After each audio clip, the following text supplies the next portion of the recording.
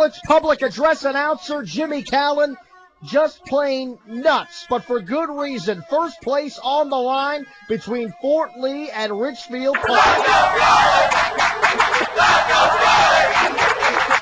Scarlet fans out in full force. This is the scene 1 hour before tip-off, and already hundreds of RP fans packed into their seats and ready to go. The Bridgemen fans, on the other hand, sparse. But in the first quarter, Fort Lee's fan turnout might have been sparse, but their scoring wasn't. Amadou Ba with 2 of his 15. The Bridgemen up by 2 early. RP would answer. Marquise McMillan, we usually find him dunking, but right there, somebody call a cab because he just went downtown. The Scarlets up 11-7.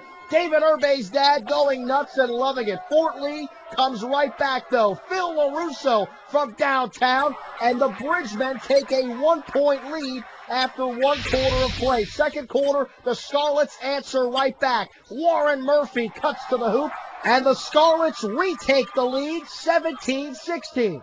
But Fort Lee, Sandy Burgos says, you think you have a 1-point lead? The Bridgemen go back up by 2. Scarlets can go downtown, too.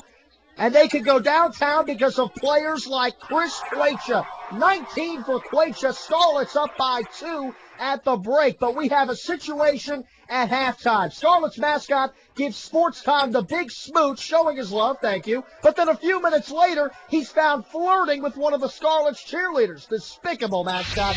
Just despicable. But in the third quarter, there's nothing despicable about this for Scarlet fans. Warren Murphy with the 2 puts the Scarlets up 31-27. But Fort Lee would not go down easy. Sandy Burgos, another big 3. He had 3 from behind the arc, and what do you know? The Bridgemen take a 1-point lead. But later in the third, Scarlets answer right back. Andres Cabrera with the jumper, and Ridgefield Park takes a 4-point lead into the fourth, and then they would pull away thanks to Chris Quacha. This time, the hoop and the foul. The Scarlets, their biggest lead of the game, it's 7 points. Marquise McMillan had to leave the game with an injured elbow in the third. He would return in the fourth. Hey, Marquise, how's that elbow? Doing just fine right there.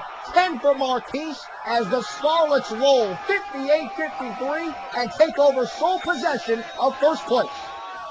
Our seniors who have been through this for the last couple of years as a group really want to have a shot at being league champs, and they came through at the end. Oh, Scarlets all day. You saw all 4 bleachers come out.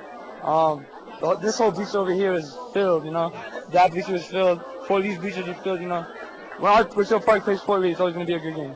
We still have a lot of games left here at Cliffside Park and King of Keys. We lost to early in the season, so we can't even dwell on this win or anything. We just have to get out there and just keep working hard because we still have a tough schedule before we can hang that banner up.